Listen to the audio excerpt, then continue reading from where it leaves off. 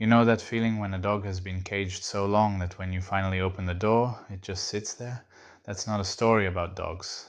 That's a story about you, about me, about the strange phenomenon where we become the architects of our own confinement and then forget we ever held the blueprints. Here's something that might feel wrong at first. Your strongest emotional bonds might be the ones holding the leash tightest. And the scariest part, you might be thanking them for it. Let me explain what I mean.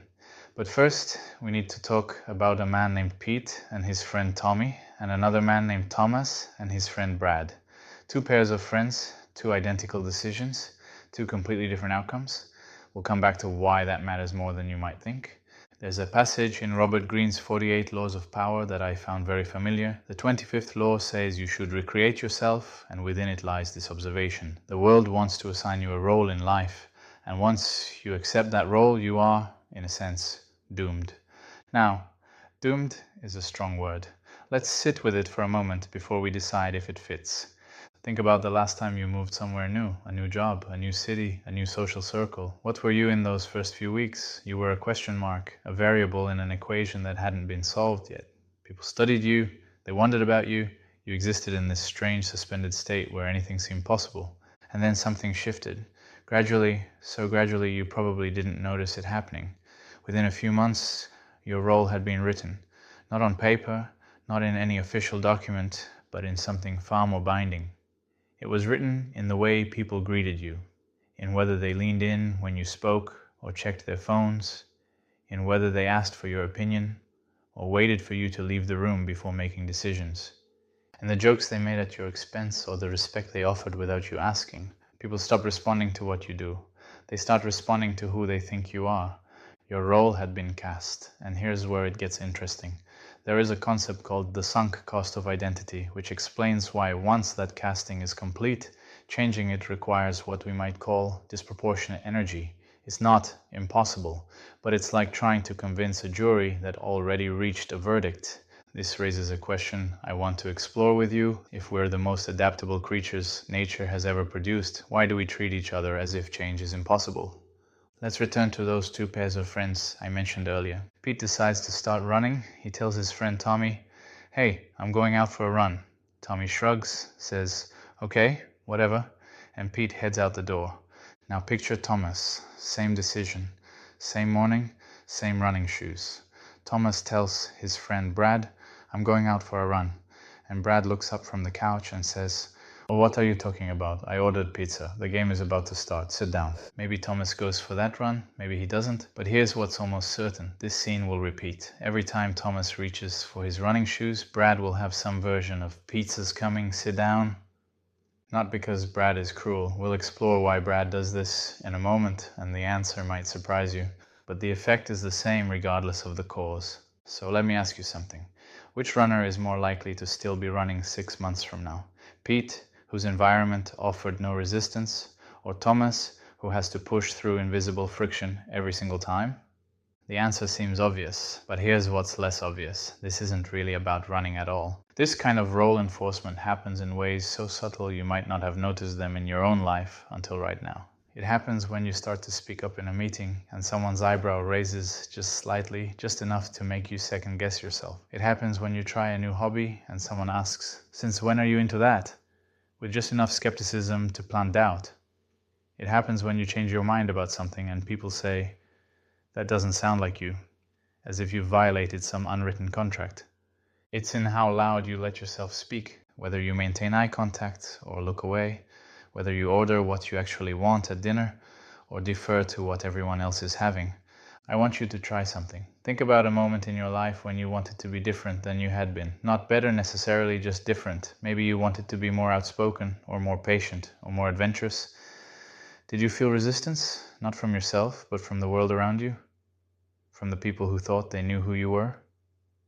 There's a term for what we're describing here, but I'll hold off on naming it just yet. First, I want to explore why this happens. Here's where we need to get honest about something uncomfortable.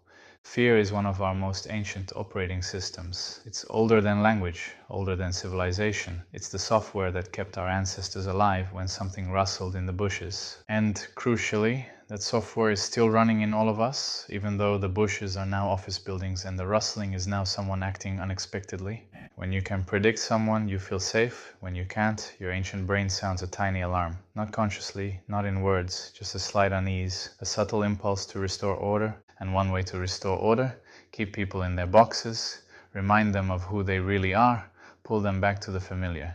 If I can predict you, I can relax. You become like a familiar street. Brad isn't trying to sabotage Thomas. In fact, Brad probably cares about Thomas. But Brad's nervous system has made a deal with reality. Thomas is the guy who sits on the couch and eats pizza during the game. That's the Thomas that Brad's brain has filed under safe and known. A Thomas who runs, that's a variable. That's unpredictable. That's rustling in the bushes. So Brad says, sit down, not from malice, but from something far more ancient and far harder to override. Enforced roles do not just come from others, we participate. Every time we soften a sentence, so it lands the way it always has. Every time we make eye contact for exactly the expected length. Every time we laugh half a second early, so nobody feels awkward. These are not fake behaviors. They are survival behaviors. And yet they reinforce the bars. Think about how greetings change once your role is set, how trust becomes automatic or permanently withheld, how respect turns into a fixed number instead of a living variable. At some point, you can feel the room responding to a version of you that arrived months or years ago. Changing that version does not feel impossible, it just feels expensive. Here's something I've been wondering about, and I don't have a definitive answer, only possibilities. What if there's an invisible agreement we enter into every time we join a new group, a new relationship, a new environment, an agreement we never sign, never discuss, never even consciously acknowledge? The agreement might go something like this. You show me who you are, and I'll treat you that way. And in exchange, you'll keep being that person, so I don't have to update my understanding. It's efficient, in a way. We can't possibly reevaluate everyone we know every single day. We need shortcuts. We need categories. We need roles. But efficiency comes at a cost, and that cost is carried by anyone who wants to grow, change, evolve, or simply become more of who they were always meant to be.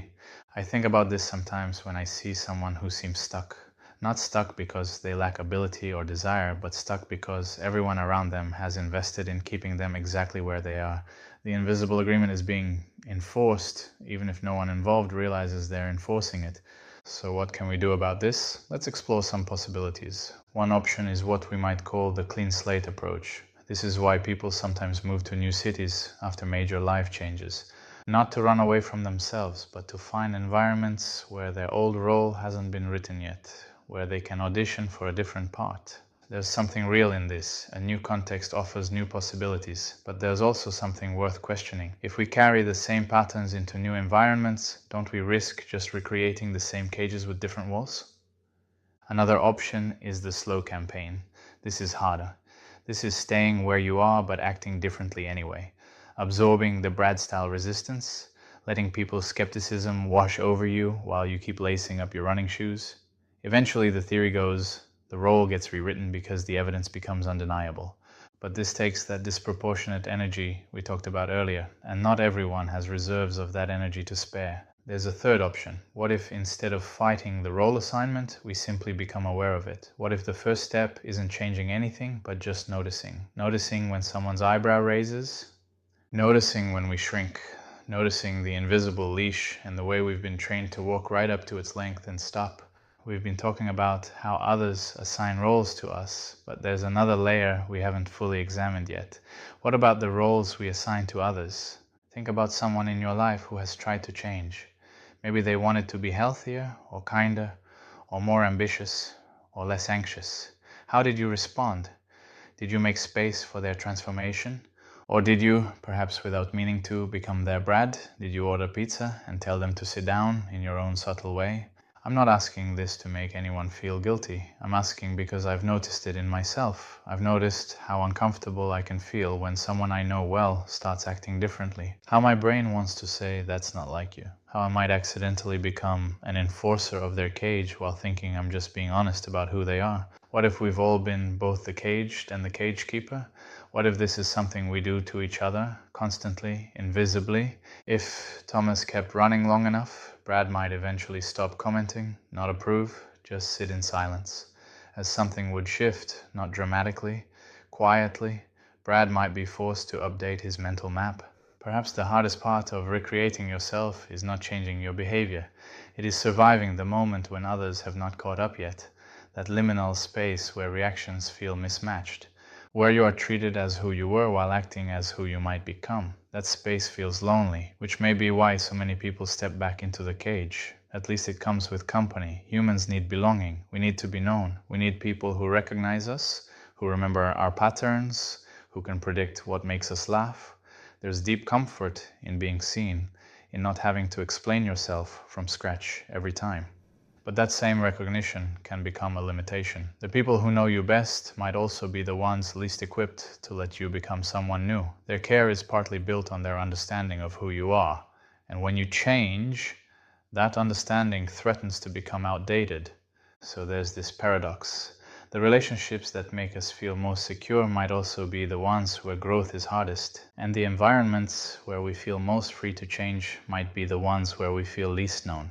I don't know how to resolve this paradox. I'm not sure it can be resolved. Maybe it can only be lived with, acknowledged, navigated with care. Imagine a world where we gave each other permission to change, not grand, dramatic change, but the small, everyday kind. Permission to speak differently than we spoke yesterday. Permission to want different things. Permission to outgrow the roles we were cast in.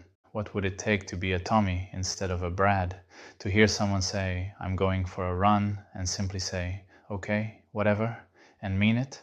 To let our nervous systems handle a little uncertainty in exchange for giving someone space to become? And what would it take to give ourselves that same permission, to notice the invisible leash, the one we put on every morning without thinking, and wonder if today might be the day we set it down?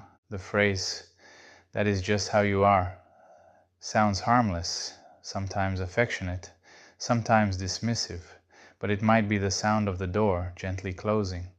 So maybe the question is not how to escape the cage. Maybe it is whether we notice when we smile as we step inside. I started by describing a dog that's been caged so long it doesn't leave when the door opens. Here's what I've been wondering.